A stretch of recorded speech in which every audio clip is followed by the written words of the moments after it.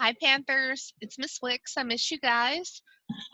This is take 2 of this video. My first version, we had some interruptions. It's what happens when you work from home. I'm sure you guys can relate. So today, real quick, this is the Period 3 review. If you're joining us after the year 2020, we hope you're well. We hope you're safe. We're jealous. We wish we were in school like normal. So, you know, cool, awesome. If you're joining us after 2020, just jump ahead 5 minutes. I have some current updates for my current students. We'll catch you in about 5 minutes. So, guys, thank you, first of all, for sticking with the course, for being so wonderful. I know we're all dealing with some crazy situations at the moment, less than ideal work conditions, as I just mentioned, and I really respect and appreciate you guys for continuing with the work. It would be very easy and understandable in a lot of the circumstances if a student was not as motivated, and if you're not as motivated, I'm not judging that either. I know we have some people in some pretty intense circumstances, so we're all doing what we can do when we can do it, and that's where we're at. So I want to continue supporting you guys as we get ready for the AP test next week on May 13th. So today I'm going to share some things just to support that. Watch the video in pieces if you want. Hopefully the video is useful. And we're going to continue working with the rescue pack. So we'll support that. So let's take a quick look. I wanted to show you guys some stuff on my screen. So this is the Canvas page at the moment. This is the teacher view. You guys can see the home page. This is, I'll switch to student view so you can see it as you would pull it up. So this is the Zoom schedule. We're now meeting on Tuesday nights. We have 2 more meetings. Tomorrow, which is May 5th, will be Tuesday, May 5th, we'll be reviewing period 2. And then the night before the AP test, we'll do a period 3, quick little recap, and we will also be just reviewing general stuff for the exam. I'm also going to set up a Zoom meeting for the morning of the test. If you guys want to hop in and hop out as you need. Cool, awesome, breakfast with Wix kind of deal. And then let's go to the link about exam info, because I'm getting a lot of questions now. Hey, Wix, we have an AP test. What do I need to do? So this is where I have been posting, this page is where I've been posting all the updates. Almost every week I've been in a web call with College Board getting new information. So as I get new info, this is where I'm loading it. So if you have questions like, can I use a Spanish-English dictionary? Yes, okay. Can I use Grammarly? No. If you have Grammarly installed on your machine, you do need to disable it or it interferes with the testing software. So good to know. So our AP test is next week, May 13th at 3 p.m. Notes that all students across the world are going to take the AP test at the same time. So we all have to be careful to log in at the same time. We actually want to log in 20 to 30 minutes early because you guys have some security things that you'll go through and check through. One of the security items is actually a writing sample, like a typing sample that you'll have to complete. So if you're logging in right at 3 o'clock, you're going to have a delayed start.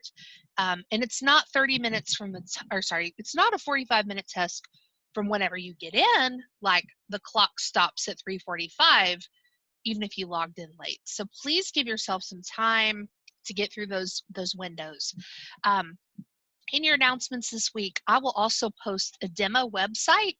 I would like all of you guys to test it this week prior to your AP test, because it's going to give you some practice with what those windows will look like when you log in to actually take your real AP test next week on the 13th. What is the menu going to look like? How do I submit answers? There's actually a little practice you can do. And the big issue is if it doesn't work, we need to know that now so we can fix that now. If there's software that needs to be disabled, if your Wi-Fi is being wonky, we need to know that now. If you don't have your College Board ID, you know, we would need to know that now. So College Board is going to email you guys an access code. It's better to take the test on the original date. Our makeup test is after school gets out. If you don't take the test the first time, they are going to give you, or they are going to email you an access code for the makeup test. But just keep in mind that that's going to be like after the last day of school. So it's not really optimal. I would really, if you're intending to take the AP test, I would take it on the 13th. And if you need me to talk to parents or bosses or anything, or anyone, I'm happy to do that. So, hey, what do I need on exam day? You need something with a keyboard, okay? Like a you know, laptop, a computer. Please let us know if you need those supplies. We also are coming up with a solution for unstable Wi-Fi.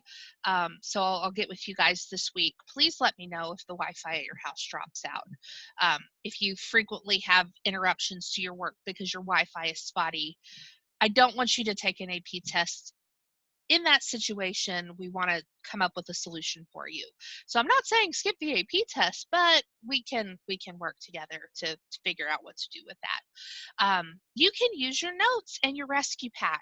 So if you requested your notebook, that has now been sent back to your house. You guys should be getting those hopefully Tuesday through Thursday of this week. Please let me know on Reminder, email me when you safely get your notebook. I would also give it 24 hours before you unwrap it. The CDC recommends that you let paper rest for about 24 hours before you handle it. I wrapped it in white butcher paper. It's packaged really securely, hopefully. So that went out in the post today. So you guys should be getting that if you requested your notebook back. I am not allowed back in the building to get any more of those. So if you, you know, I'm sorry about that. So real quick, just to remind you, just for 2020 only, so future kids, this isn't you yet, I'm sorry, give me about 2 more minutes. So for 2020, our AP test is 45 minutes only. So if you have multiple AP exams on the same day, that's okay. You can do that. You can do that, honey. You got that. So we have a 45-minute DBQ that has been reduced in length to 5 documents instead of 7.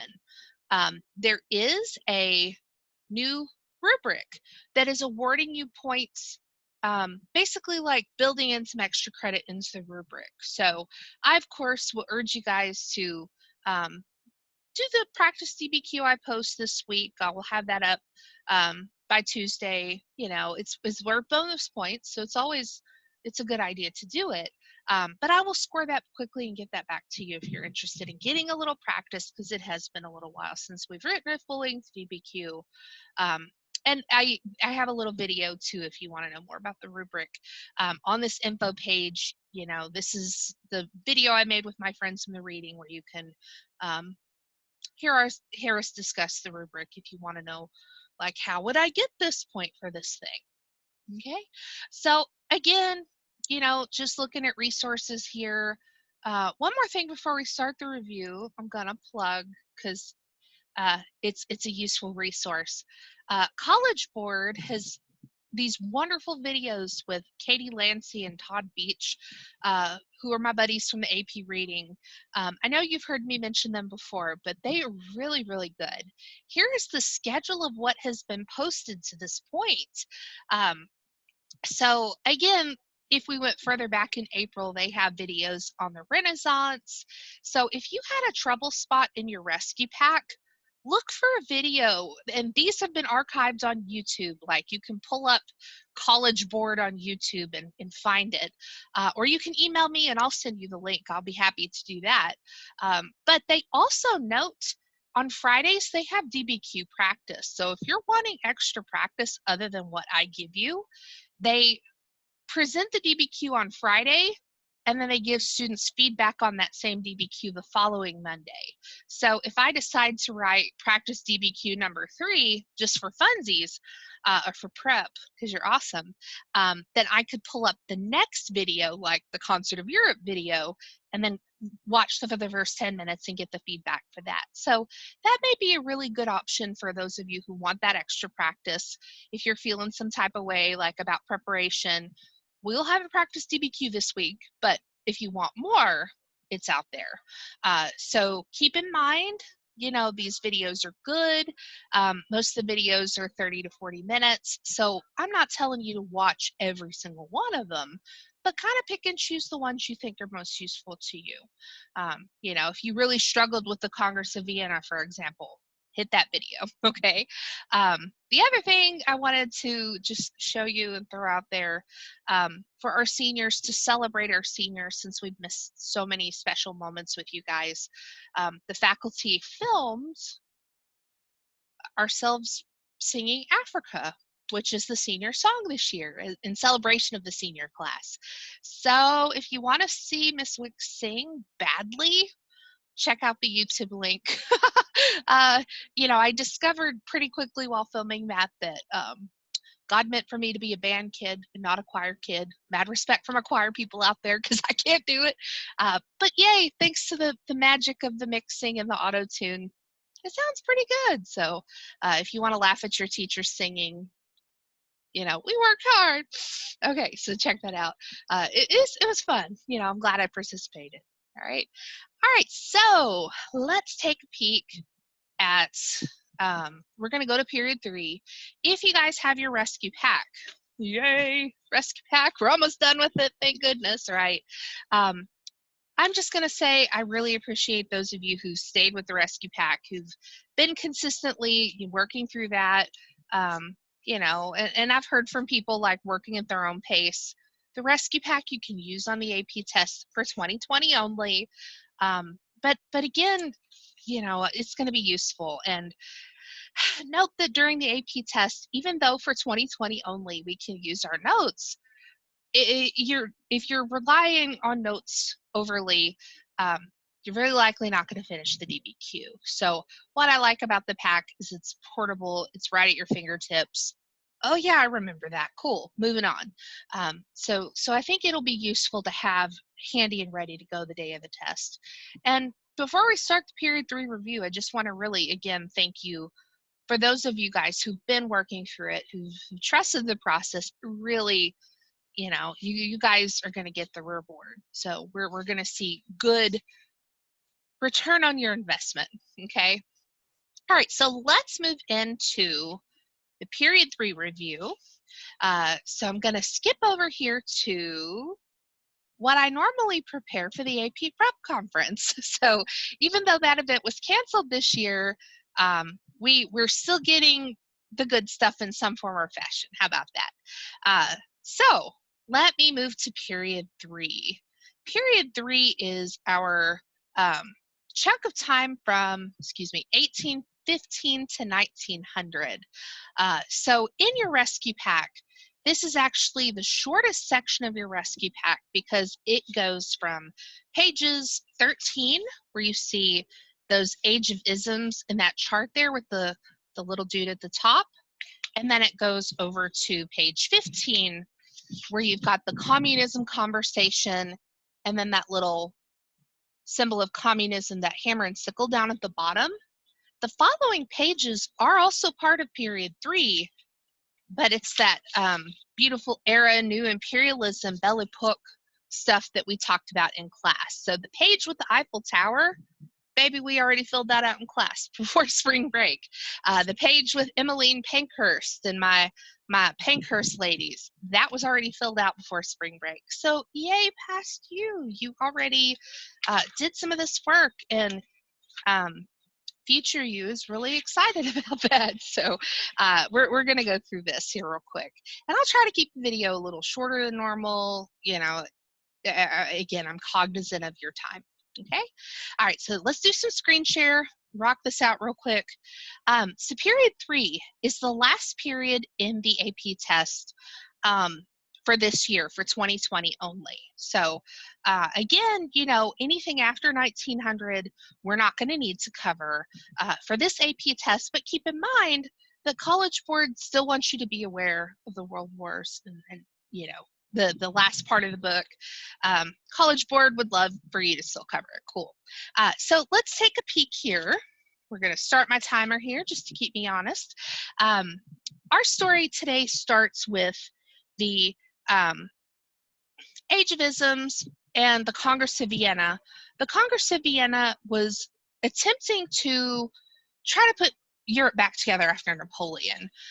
Napoleon is one of the turning points in European history because he is basically spreading a form of the ideals of the French Revolution and literally doing away with the monarchies of many of the countries that he invaded. He did away with like the Portuguese royal family and put his own friends and family in charge. Same thing with the Spanish royal house.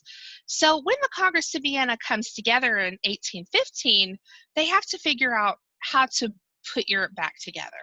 How do we undo what Napoleon did? And it's not just Napoleon that they're rejecting, it's also the chaos and the ideals of the French Revolution. So they saw that whole period as very damaging, very dangerous, very subversive. Let's undo it. So the leader is Prince Clemens von Metternich. And again, I'm in page 13 of your rescue pack if you're following along. Metternich is a conservative in terms of your Age of Isms chart. And what I wanted to show you guys is a photo that let me share again here. Okay, this is a photo that I took last week when I went up to school to get our notebooks. And this is, you know, still actually on our wall from March 6th, believe it or not. And I know the picture's a little blurry. I could use some photo help from Mr. Green, perhaps. But we're going to be looking at the first column, which is the column in blue. As far as Clemens von Metternich was concerned, the conservative ideology is really key, meaning tradition is good. Tradition, return to tradition, tradition, right? He believes that, and the conservative politicians in the early 1800s believed that the traditional way of doing things was the best way because it was time tested. You know, they would have defended monarchy and aristocracy having more rights. You know, many of the government jobs were only reserved for like aristocrats, for example. And they would explain it like, these are the people who were born into this position. They were educated and trained their whole life to be in the House of Lords. Like, why wouldn't you want them there? That's what they prepared for. You know, so that would be how they would defend the role of the aristocrats within the government, that this was a lifelong role that they had trained for. And again, they believe that having a king is a good thing. So having that continuity of a monarch, even if we have like limited powers for that monarch, if it's a constitutional monarchy, that's okay. But you know, tradition is good. They want to return, and keep in mind, one of their biggest goals is to return Europe to what it was like before the French Revolution. So they want to get away from the dangerous ideas that led to the Reign of Terror. They also, again, speaking of that, believe that any kind of reform is revolts, any kind of protest movement is very dangerous. And keep in mind, the way that we think about protesting today is very different. Because in America, we have a tradition of protesting, right? You know, we use Twitter for protest. We don't purchase products, you know, to make a point to Walmart or whatever. We have peaceful protests that are just how Americans do things.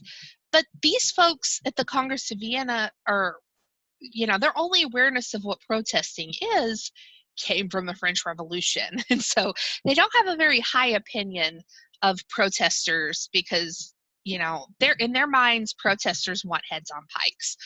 So revolts are bad, reform movements are bad and dangerous, not just repugnant, but they're dangerous. We got to get away from that. They also support a state religion. And even if you're not religious, in their minds, having a state religion gives people continuity of belief system and ethical system. So they're not looking necessarily at this as like purely a religious function, but also like community, right? So they see religion as a very stabilizing force in Europe. So they want to embrace it. They also, again, believe that like you need to serve your country, you serve your state. So calls for individual liberties or human rights, they would have seen as almost like selfish. Okay. I'm also going to switch you guys over now to the second column on your rescue pack, right? So that's the red text here. Let's talk about classical liberalism. And I really want to remind you guys to, when we're talking about European history, put aside your modern understanding of liberal or conservative, what you see on social media, because classical liberalism was a little different than, like if somebody's called a liberal today, it means something different, okay? Classical liberalism was demanding rights, but for upper middle class people only, okay? So it's not asking for like a universal wage or universal health care. Classical liberalism that we see in the early to mid 1800s is focusing on the rights of the people who were upper middle class, like the factory owners, the entrepreneurs. These are the people who are demanding rights because they have enriched their country, they've made their wealth, and now they want to have a bigger say in the politics. So that being said, because they're the business leaders, they favor a free market. They don't want a lot of government oversight or regulation.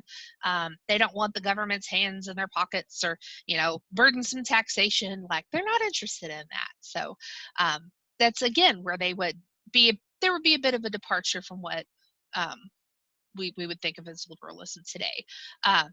They don't want government regulations, okay?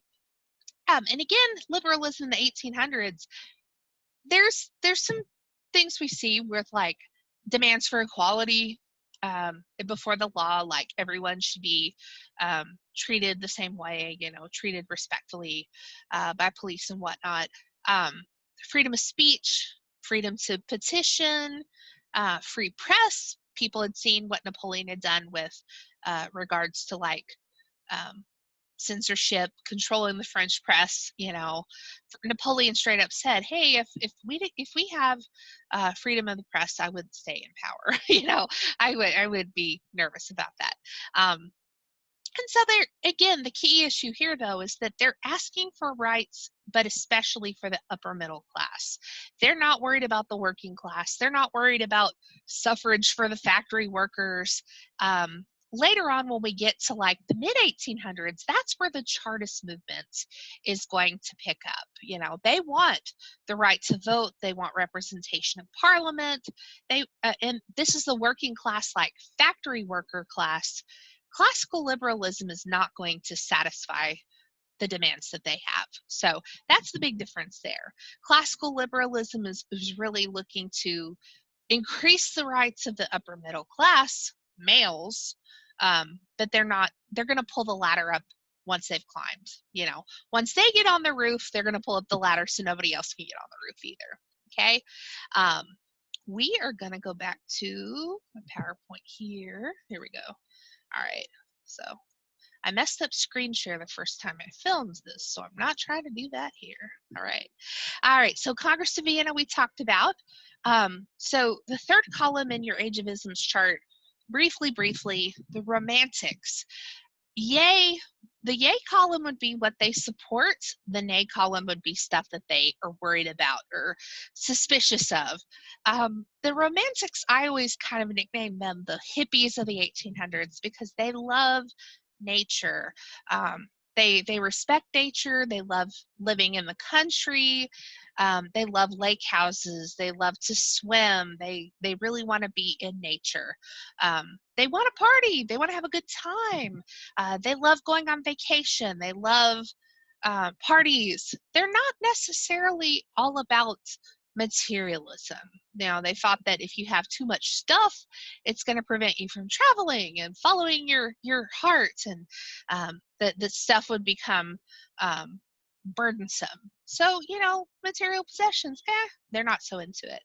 And be ruled by emotion. Emotion's really the key here for the romantics, because they believe that you should let your heart guide you, that the biggest human experiences in life, like falling in love, having your first kiss, having your baby, that those are big human moments. And we talk about rationalization and cold logic and all that, but the landmark experiences of life are tied to emotion and generally not tied to reason and logic.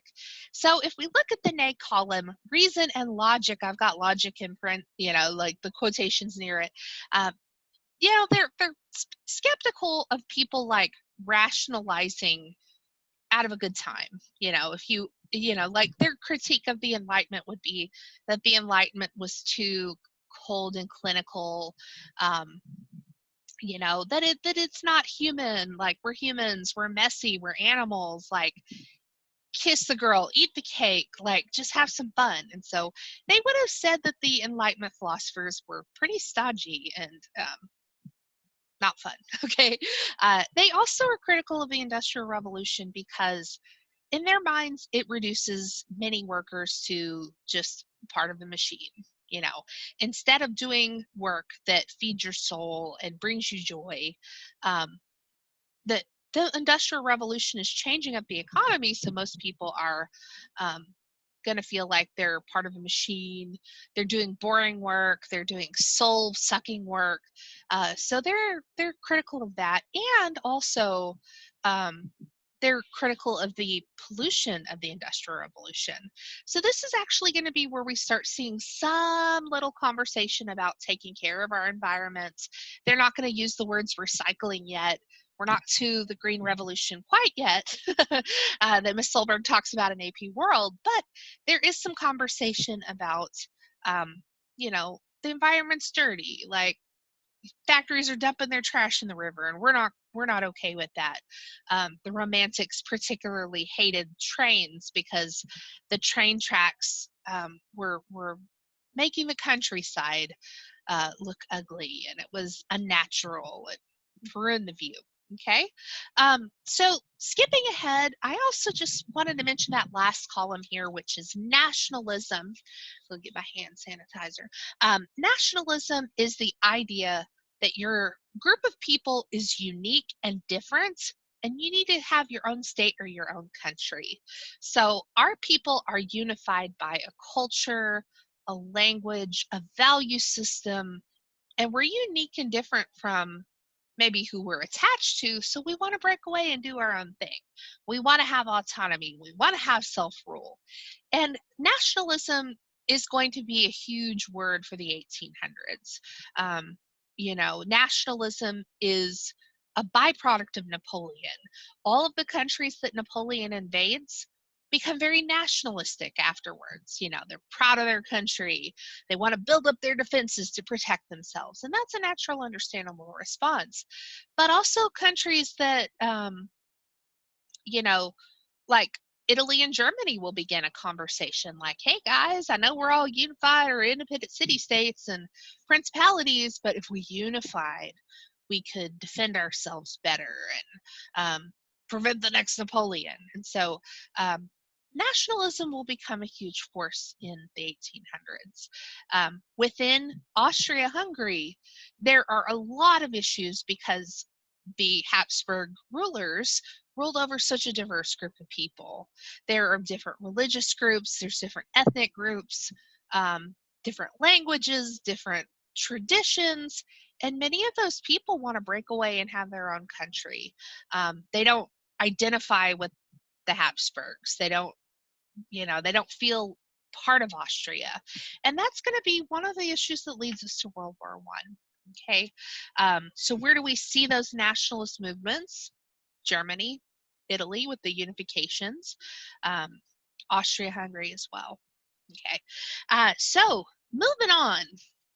we're going to skip over to the conversations about the Industrial Revolution. Crimean War, at the top of page 14, the big cause is that the Ottoman Empire was starting to weaken. It formally breaks up after World War I, but as of the mid-1800s, it was pretty clear the Ottomans aren't in good shape. And Russia wanted to capitalize on that and take the Crimean Peninsula, which is very rich with natural resources. Putin still wants that area, by the way. So the other European countries get involved to try to keep the balance of power and to keep Russia from grabbing too much territory. So the lessons of the Crimean War, you know, our way of war isn't working. We need to work, all the countries, even the winning countries, come away with lessons. Like, we need to revamp how we address, how we treat our injured soldiers. Florence Nightingale, the lady with the lamp. Her whole push was to have better sanitization. To keep things clean, to not reuse bandages. And she actually kept data to support her recommendations. Her soldiers were surviving their injuries, and they had fewer infections compared to other hospitals that were reusing bedding, reusing band-aids, not band-aids, bandages, like cloth bandages. And also the weapons were needing improvement. So Europe will spend the next few decades working on that. Revolutions of 1848, basically, as we get to that, the balance of power concert of Europe is not working. So general results of the revolts, they're not successful. The revolutions of 1848 are not successful. But again, many countries will embrace some kind of reform a little bit later in fear of that. Okay, so we're going to skip over to Industrial Revolution. And I want to back up a little bit and just kind of remind you guys that some of our periods overlap. So the Industrial Revolution is happening while the Enlightenment is happening for much of Europe, okay? So on page 15, I have the Industrial Revolution split into like the first Industrial Revolution and the second Industrial Revolution. But just keep in mind that it starts in England, but every spot in Europe embraces the Industrial Revolution at a different point. Like, Russia won't really get into it until like the late 1800s, early 1900s. And they're pretty far behind everybody else. So not everybody is on the same page and making the same progress, but England is the birthplace of the Industrial Revolution. The enclosure movements, because of the changes to the economy, people were demanding more farmland. These landowners were trying to build these big, huge farms, kind of like what today would be Downton Abbey or, Carnarvon Castle with the lands attached to it. And these farms were very profitable, but they wanted more land. And in demand for that, to meet that demand, Parliament decided to pass a series of laws called the Enclosure Acts. The problem is that what they're enclosing is a plot of land called the Commons. In England, for all of this course up until this point, the Commons it's basically like a village park, okay? It was free public land. Kids could play, you could walk your dog, you could graze an animal, you could have a little vegetable patch, and everyone used it. All the common people, all the working class people would use it to supplement their income.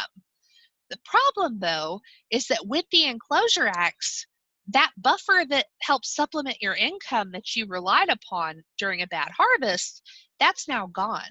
So the working class people have a choice. They can either move to the big city and become a factory worker and lose their village and lose their way of life and have to find new work and a new way of life, or they can stay on as tenant farmers and hope for the best. So tenant farmers, just keep in mind for all of European history, really up until we get to the 1900s, land ownership was not really attainable for most common people. Um, most people rented their home. And if you had a family home, you might rent it for several generations of your family, but you would never actually own the home. And you rented farmland as well, which is where poaching laws are a huge issue because, again, we need meat, go kill a rabbit, but that could be something that, in certain parts of Europe, if your 12-year-old was caught killing a rabbit, they can actually be executed for that. So the rights to the land is a really crucial issue for many people. So if you're going to stay on as a tenant farmer, you know how it goes. If you've ever rented your house, the landlord can raise your rents anytime. The landlord sometimes doesn't take care of the property as you would hope they would, as they're supposed to. So it's really this impossible choice for people. And as people move to the cities, if they're moving to Manchester, if they're moving to Bristol, they're also leaving behind the village life that they had known for generations. So prior to the Industrial Revolution, our villages are 200 people max. Um, you know how small towns are. Everyone's in your business. Everyone knows your mama. Hey, say hi to your mama for me. But also, these small towns, these little villages, took care of each other. You didn't have GoFundMe because if your mom is sick, your neighbor knows they're bringing you a pot of soup. Um, if something bad happens, if we have an orphan, um, the village would arrange for care. Like the village, the neighbors took care of each other. So as people move to Manchester, as they move to London, that safety net of social belongingness is not a thing anymore. So again, when we talk about Victorian slum house, the people in the tenements, they don't have a local parish church that is, hey, I heard you're sick. Here's soup. What do you need? So that's another element of support that's gone. Okay. And we know from our past conversations that life in the cities, it was rough. We are talking about um, very terrible circumstances, um, dangerous work in the factories, you're exposed to toxic chemicals. There weren't any safety regulations to protect employees either. And again, too, in the cities, there's no regulations about trash pickup or pollution. So many people got sick. The average life expectancy for somebody who worked in the factory was about 24. If you lived in Manchester and you were wealthy, your life expectancy was still only about 52 because Manchester was that dirty. So even the people who have money, who can afford the best medical care, who can afford the nicest food, they still, compared to what we have today, the life expectancy was low. Okay. And guys, those are some of the details that can really beef up your essay and get you those expanded core points. In your DBQ, if you're talking about how things change over time and you're not just, oh, document 1 says this, but if you give some explanation about the changes we're seeing or what it will lead to later, that's what really separates your kid that gets a 5 from the kid that gets a 3. So, consider some of that. I think definitely with us typing our essays this year, you'll have the time to fit that stuff in. So let's get into some conversation here about Adam Smith. Again, we're looking at page 14. Adam Smith is the father of modern economics. Some teachers put him with the Enlightenment. I think that's where I have him put as well. He goes there, but consider that he's huge for economics. So his big idea is the invisible hand.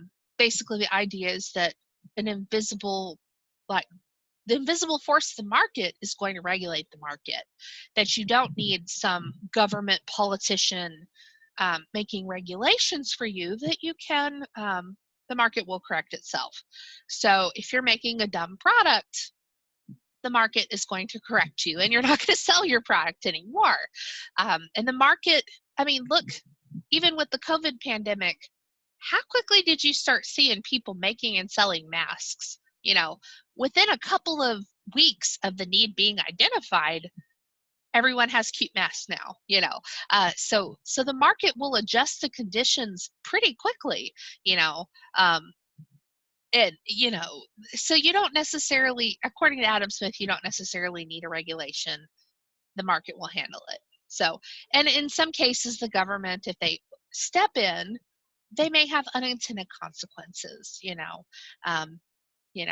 law meant to do this, but we accidentally caused this bad outcome. Thomas Malthus.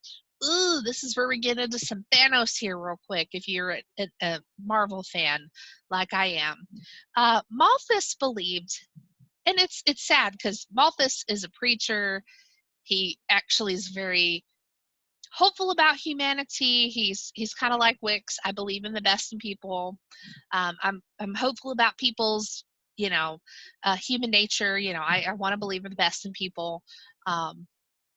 I want to like people.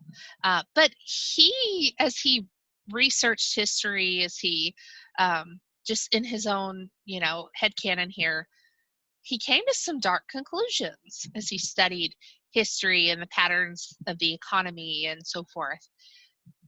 Basically, if we have too many kids, eventually our population will be so large that we outstrip the resources. Okay, that if we keep having children and we don't increase our productivity and so forth, that eventually we'll run out of food and we won't have enough jobs for everybody, and it's going to be darkness for everyone.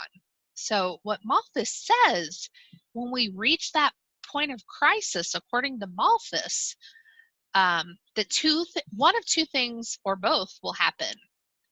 One, you'll have a massive war that will kill off the surplus people, or two, pandemic. I'm going to move on now. Okay, cool. Okay, so again, Malthus says you've got to be reasonable about what the planet can support. Got it. Okay, cool. The Iron Law of Wages, David Ricardo, is talking about wages in terms of population. When wages are up and the economy is good, people spend money and they have babies. They feel good about having kids. They feel secure about having kids. But if we have too many children, we get into Malthus territory a little bit. If the population is too big and we have too many people in the labor market, we don't have to pay you very well. Like, I'm going to quit my job at blah, blah, blah.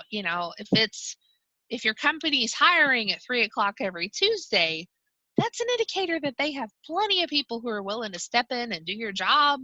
And, be aware of that. So Ricardo says, when times are bad, wages go down. So if we have too many applicants, if there's not enough, good jobs, that we have chaos then too. Some of the inventions I just wanted to mention here. The Great Exhibition was 1850, and this is where Queen Victoria and her husband Prince Albert put on basically the first World's Fair, trying to brag about all of the technological innovations in England, and it was a huge success. People came and had product demonstrations and networked, and it turned out to be a very successful event. But inventions I just wanted to mention here, in your chart on page 15, there's some space here. Standard of living and working class. Keep in mind, during the first industrial revolution, there's not a lot of positive changes for standard of living. People had a pretty low life expectancy. We saw in Victorian Slum House, which now I'm so glad we watched both of those episodes because we saw some differences over time. But again, they didn't have a very nutritious diet. They're not getting paid very well. With the second industrial revolution, standard of living goes up. People have, we saw with that second episode where people had more nutritious food to pick from. Groceries were more reasonably priced. they had consumer goods that were cheap enough where even like the laboring classes could afford it, like even like little knickknacks to the shelf. And please also make sure you add that when we get to the second industrial revolution, which is the late 1800s, early 1900s, we finally have some protective legislation in place. So we're not sending 5-year-old little children into the mines anymore. We are trying to protect our people. We're trying to have safety measures in place. We're trying to make sure people aren't getting injured and sick at work. So not only are people paid better, they're also going to have a 40-hour work week. And if we're asking you to work more than that, we have to pay you some overtime. So we're going to see the first weekend, the jokes from Downton Abbey. What's a weekend? Power sources, when we talk about that chart, in the first industrial revolution, we're steam power. And remember, that sounds very clean, but we're having to burn coal to get that steam to boil the water. So it's a portable technology, but it's a very dirty one. So as we add trains, as we add steam power to the factories, it gives us the portability to put the factory wherever we want, but also it means that the consequence is more pollution. And as we get to the second industrial revolution, this is where we're going to see, more inroads into electricity. So by 1930, electricity was pretty standard across Europe. So inventions, here you go. Anything before 1850, we're going to put in the first industrial revolutions. This would be where you put your steam engine, your cotton gin, your seed drill, the power loom, which is taking the manufacture of cloth out of the home. So prior to the Industrial Revolution, the spinning wheel from Sleeping Beauty, that would have been a common sight in any home, just the same way refrigerators are common to us today, because pretty much everyone had to make their own cloth. Only if you were wildly wealthy would you purchase like a finished outfit. It was an essential skill that you knew how to produce cloth. So the first industrial revolution is taking the production of textiles or cloth out of the home, and we're bringing it to the factory. So by the time we get to like 1850, people can buy cloth that's already pre-made and pre-dyed. They might still be manufacturing or creating their own clothes from it, but it brings a lot more variety. And so prior to the Industrial Revolution, most people had one, maybe two changes of clothes. And after 1850, that goes up. So other inventions for the second industrial revolution, that's where we're going to get into like the light bulb, the phonograph, the car. So there you go. All right, effects of industrial revolution. I'm going to try to be quicker here with this. Keep in mind that there are a lot of people who want reforms. All those factory conditions that we talked about with the Manchester DBQ that we wrote a few months back, factories were awful. People were treated like commodities that could be thrown away. And again, people are upset that they don't have any political representation. They don't have seats in parliament. As we talked about previously, the allocations of parliament seats had not been revisited in several hundred years. So at the height of the Industrial Revolution, Manchester still had only a couple of seats in parliament, and they had grown to like over 1 million people. So the Chartist movement is demanding that we redistribute those seats more efficiently according to population and like where people have actually moved. And they also want to have more participation in the government from the working class. Like, can the working class vote? So that's what the Chartist movement is about. The Luddites up there at the top, you see the guy with his hammer trying to smash up the loom. The Luddites were upset because in their minds, the machines had taken their jobs. So their solution was, let's get a hammer and break into the factory and go bust up some machines, and then we'll get our jobs back. But of course, remember, in this era, this is still the age of isms. They have conservative politicians who are going, oh, No, you see, they're revolting. See how dangerous. Oh, they're being violent. Oh, they're destroying stuff. Oh, they're destroying property. So for the conservatives, the Luddite activity is just cementing in their minds that reforms are bad. Bad, bad, bad. And that's where you get like the Peterloo Massacre. They were workers trying to protest for better working conditions and political rights, and the British Army showed up, and it wasn't a pretty scene. I also wanted to mention the Corn Laws here just for a second. In the early 1800s, this would be where Adam Smith would pop up out of the grave and go, I told you. Because Parliament created a law that people was supposed to encourage people to buy British products, right? We want to be, patriotic. We want to support British industry. So it passed a tax on imported food. The problem, though, is the unintended consequence of driving the grocery prices up. So this is an example, like Adam Smith would see this as confirmation of his invisible hand idea. Sometimes politicians have good intentions, but they don't see how it's going to play out. They're not economists. They don't know. So, of course, these members of parliament aren't trying to starve the poor with this law, but that became an unintended consequence. People could not afford food. They're like, I don't care where the food comes from. I need to feed my kid. So even Queen Victoria became a supporter of the Corn Law repeal, and that was eventually repealed. Second Industrial Revolution, this is where we're going to see like our Tesla versus Edison moment here.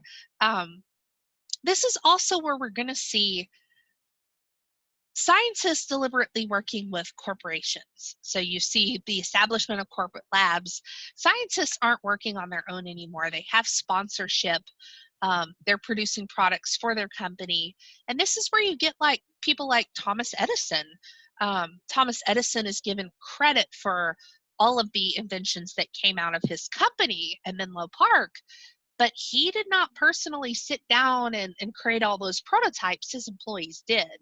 And that's the issue with corporate science, is that if the scientist leaves, anything you create while you work for that company now belongs to that company. So there you go. But again, it leads to some great scientific innovation. Scientists have protection and funding now. So, double-sided coin, right? So this is the era of steel. Remember, steel is strong, but it's also flexible. So this will allow us to build those skyscrapers so tall, and the skyscraper will be able to shift and accommodate when we have a hurricane, when we have, a major storm, a blizzard roll in, the building is designed to have a little bit of give, and that's due to steel. Chemicals, chemical engineering, petroleum, electricity. Keep in mind, America and Germany are going to kind of lead the innovations of the Second Industrial Revolution. And this is where we really see the payoff of the Industrial Revolution. People have more spending money. They have leisure time for the first time in European history. As we go to a 40-hour work week, now we have some free time. We can go to the beach. We can take a weekend trip to the amusement park. Mass society also, what we talked about with chapter 23. People want to be entertained. This is where we're going to see movie theaters, sports teams, amusement parks, museums. There's a whole ton of museums that opened in the 1800s, and they were very popular. So, okay. By the way, endowing your stuff to a museum was a great way that Europeans got out of paying their death taxes. So like Freddie Mercury's sister, for example, we went last summer to the Victoria and Albert Museum in London. They have a beautiful collection of these beautiful like Cartier cigarette cases, and they're all like 100 years old or more. They're just gorgeous, right? They were given by Freddie Mercury to his sister, and she's now loaned them to the museum, and they will become part of the permanent collection upon her death. So she's not going to have to pay really any death taxes when she dies. Her estate it'll be clear because she's made this arrangement. So this is how England has some great collections. This is one way that wealthy people have figured out, my kid doesn't want the silly cigar boxes anyway. Kill two birds, right? All right. So let's talk economic systems here really quick. I'm going to try to keep it shorter. I know I always say that and I always go over. Sorry. Socialism. Socialism and communism are different, okay? In spite of what social media says, socialism is where the government provides some services, but there's still a free market. So England is an example of a socialist country. If you get coronavirus in England, there is a basic health service called the NHS, or the National Health Service. Now, if you're Mick Jagger of the Rolling Stones and you want to pay your own money for a doctor that you want to pick, awesome, you can do that. But there's a basic health system for everybody. And different countries pick different industries that they feel are necessary. Some socialist countries subsidize public transport, so people don't have to buy cars. Some countries subsidize college for students. Some countries pick up the tab for any number of things. But the issue, though, is that whatever the country provides has to be paid for with tax money. So socialist countries typically do have a higher tax rate. But keep in mind, there is a free market in terms of, like, the government's not ruling everything and regulating everything. That's communism. So when we look at Marx and Engels on, let's see, page, I think it's 15. Okay, we're almost done. Marx and Engels, the Communist Manifesto, we spent a lot of time on in class. So I just wanted to remind you guys, Marx and Engels are really irritated with the Industrial Revolution because they're students of history, and they look at history and note that working people have always, throughout history, been abused and exploited and treated poorly by almost everybody. And he is very critical. They both are very critical of the Industrial Revolution because it's widening the gap between the rich and the poor, and it's giving the rich another tool to oppress the poor. And keep in mind, Engels was the son of a Manchester factory owner. He is German, but he traveled to his father's factories in Manchester to just check up on daddy's stuff, and he was horrified by what he saw. And so this is some of the inspiration for the Communist Manifesto. Some of the ideas from the manifesto, keep in mind, they believe the working class, or the proletariat as they call it, they need to overthrow the rich.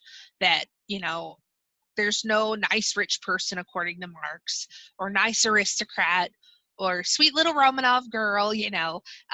Marx says they all have to go, that in his mind they're leeches, they exist off the labor and pain of others, that they gotta go. So we gotta have a violent proletariat revolution, do away with that area of society, and then we will have the workers controlling the means of production. This is communal ownership, abolition of private property, redistribution of wealth. And keep in mind also that communism is very nervous about free speech. And so in communist countries that we see popping up in the 20th century, there is a lot of regulation of speech and what can be published in the newspaper, what music people can listen to, what they can say aloud. Communism only works if everybody participates. And so that's also where Marx and Engels are very critical of religion. They don't like religion. They want to abolish it. In their minds, religion has colluded with the government to keep the people down. Okay. Napoleon III, I'm just going to scoot through the last of these real fast. The big thing for him is the reorganization of Paris. He also helped bring and really boost up the Industrial Revolution in France. The wine industry, for example, the railroads, he created the National Railroad. But he also reorganized Paris. So the Paris you visit today is so beautiful. Again, wide, beautiful streets, public parks, fountains. This is the vision of Napoleon III. Okay, unification. Unification, just keep in mind the 1870s, the power is going to shift. The big goal of the Congress of Vienna was to have a balance of power, right? And so the balance of power is really shifting as we test it with the Crimean War, and it's further strained with the unification of Italy and Germany. Italy, you know, Italy is plagued by organizational issues and so forth. So yeah, they unify, but there's a lot of infighting, a lot of corruption. So, Italy's going to want their one colony or whatever. And but Germany is a big force. So especially as they are ruled by Otto von Bismarck, their prime minister, the unification of Germany is really going to throw off the balance of power in Europe. Bismarck capitalizes upon the labor union, which is called the Zollverein. Basically, after Napoleon, the Zollverein was created to basically create an economic club between the German states so that they could have easier trade with each other. You wouldn't have to change over your money and so forth. And because the Zollverein was successful, that furthered the goals of unification. So Bismarck, not a very warm and fuzzy guy, I can put it that way. But he says, you got to do what you got to do. Blood and iron. All right. Unification of Italy, I just mentioned. Italy tends to be a little bit chaotic. After unification, they have angered the Pope because he's lost all his papal estates, right? Garibaldi was the leader of the Red Shirts who conquered southern Italy with guerrilla warfare tactics. And then the north of Italy was unified by Prime Minister Camillo Cavour of Piedmont, Sardinia. And basically they met up and decided, we're going to join forces and really unify Italy. We don't want to have a civil war. And they agreed to have a constitutional monarchy. So Italy unifies. Darwin. Keep in mind Charles Darwin. I think we're all pretty familiar with Darwinism because we passed biology. Cool. Got it. Cool. Yay. I love you guys. But when we look at Darwin, we also have to remember that he has a social side, that people will make social theories based on Darwinism as well. So this is where we get Herbert Spencer talking about what he calls social Darwinism. He says that some people and some countries are better than others. And so this is where he is trying to almost justify imperialism. If we were to get in the TARDIS with Doctor Who and go back to 1880, and go to London, let's just pick London, right? The average person you would encounter on the streets would defend imperialism because, well, England's better than other countries and it's our Christian duty to civilize people. And they would see that as a completely moral and justified choice for England to take over other countries, whether that country wants England there or not. And that's where you're getting into some of the white man's burden conversations with Rudyard Kipling. People argued they're even going to take this to eugenics. There were people who supported Hitler philosophically, because they supported eugenics and they believed that certain people should be sterilized because they had quote unquote inferior genes. So believe it or not, there were people outside of Germany who were huge fans of Hitler, and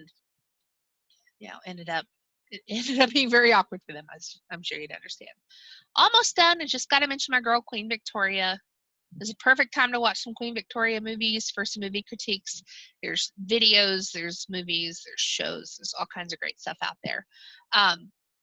Victoria, just keep in mind, she becomes queen in 1840. She dies in 1903. So she's Queen of England over much of the 1800s. It's called the Victorian era because of her. And she has a huge impact on the culture, the morality of the era. She believed in family values. She believed in strong families. She believed in politeness. She had a whole etiquette system that she created, like morning rituals. If you've ever seen Gone with the Wind, when the ladies are widowed, they have to wear black and behave a certain way for a certain amount of time. All of that was popularized by Queen Victoria. Queen Victoria is where we get the white wedding dress. This is where we get the Christmas tree. And again, the behaviors of that time are very influenced by her. And she and her husband, Albert, purposely married their children off into the royal houses of Europe. So we're going to see some of that popping up later. Their grandchildren are the ones who are involved in World War I. Okay, Dreyfus Affair, almost done. Consider late 1800s, we're ending period 3.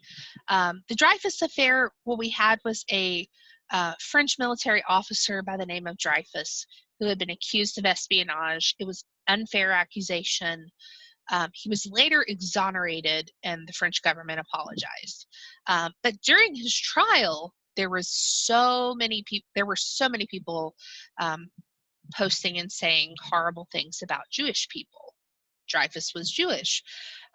Theodore Herzl was living in France at the time. He was a journalist, and he was horrified seeing these conditions, and basically says in his writings, hey, if we're not safe in France, which is very liberal compared to the rest of Europe, we're not safe anywhere.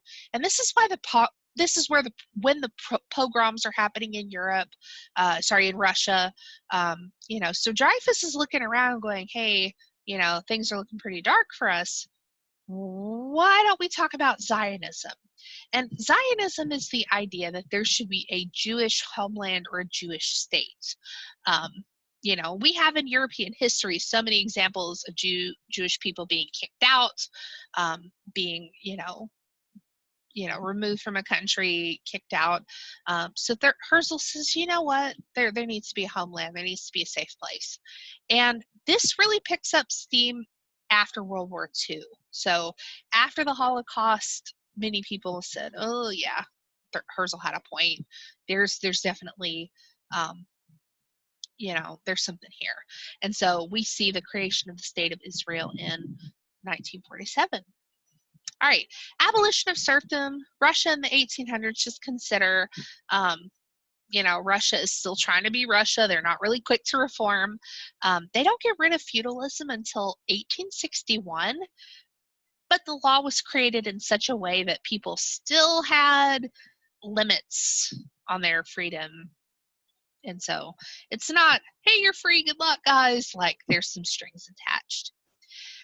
Imperialism, the second wave of imperialism here, this is where we're going to see a scramble for Africa and a scramble for colonies in Asia. So this is where France is going to try to control Vietnam. This is where England locks up control of India, for example. But again, they would have said, the Europeans would have said, oh, social Darwinism, we have a right to this stuff. We get to the Berlin Conference in 1885. They didn't invite African leaders. It was just, hey, what piece of the pie do you want? And it created a lot of chaos. There's a lot of competition for resources. Many European countries were downright awful to their colonies and did some pretty terrible things. And this is also motivated by the Second Industrial Revolution. Africa in particular was pretty rich in some of the items that were needed for the inventions of the Second Industrial Revolution, like rubber, for example, the car, tires, belts, hoses, So again, this is giving the Europeans more motivation to lock colonies up. Okay, so this brings us to the end of period 3. It's called the Beautiful Era by the people who fought in World War I. For them, fighting in the trenches, the memories of the Moulin Rouge, the memories of, eating out, having a good time, having the park picnic with the girlfriend, that's like idealistic. So that's why they come to call that era right before the World War I the Beautiful Era. Okay, you guys, please reach out if you have any questions. I don't want anyone suffering in silence. I do want you to do some kind of prep this week, whether you're watching some videos or finishing the rescue pack. You've got this, please let me know if you have questions. I don't want anybody suffering. We're all in this together, okay? All right, I'll see y'all later. Y'all take care. Bye.